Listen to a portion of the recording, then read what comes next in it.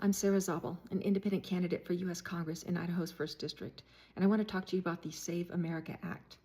The Save America Act is supposed to prevent non-U.S. citizens from voting in federal elections.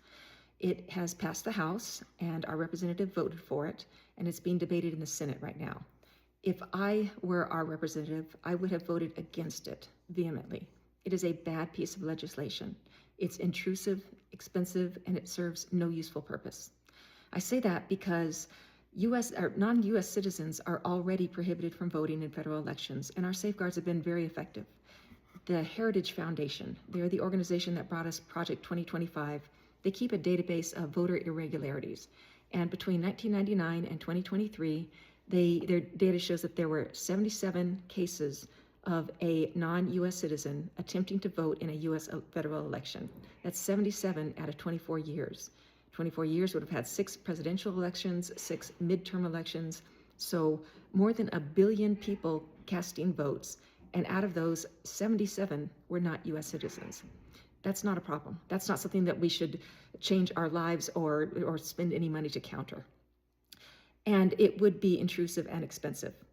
So what the Save America Act requires is that when somebody is registering, either initially or because of a name change or an address change, they need to go in and prove their citizenship. What it takes to do that is, well, a passport or a birth certificate. If you have a real ID in Idaho, take a look at it. Take a look at your driver's license, if it's a real ID, and look to see if it shows U.S. citizenship. Most don't, so it's not good enough. Neither is a military ID.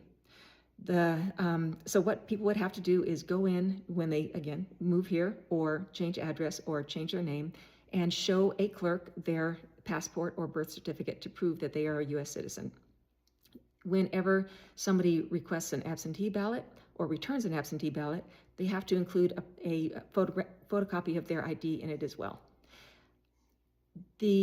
At the state and a local level, now we have to hire people to review this evidence, to track and monitor the system. They'll need training, they'll need new IT systems.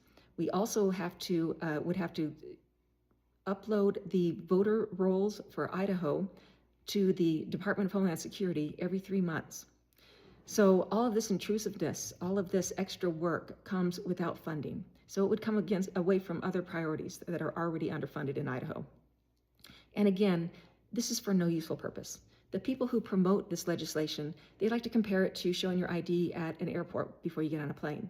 But remember that hijacking and acts of terrorism using aircraft, that is a real threat. On 9/11, 4 aircraft that were hijacked were used to kill thousands of American citizens. That is a real threat. That is worth countering. In this case, we're talking about 77 attempts to vote over 24 years. That's not a threat. You should ask your representatives and your senators why they're supporting this. This is only making government bigger and more intrusive.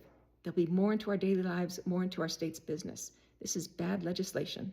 I encourage you to ask Senator Risch and Senator Crapo why they support this. Paid for by Zabel for Congress.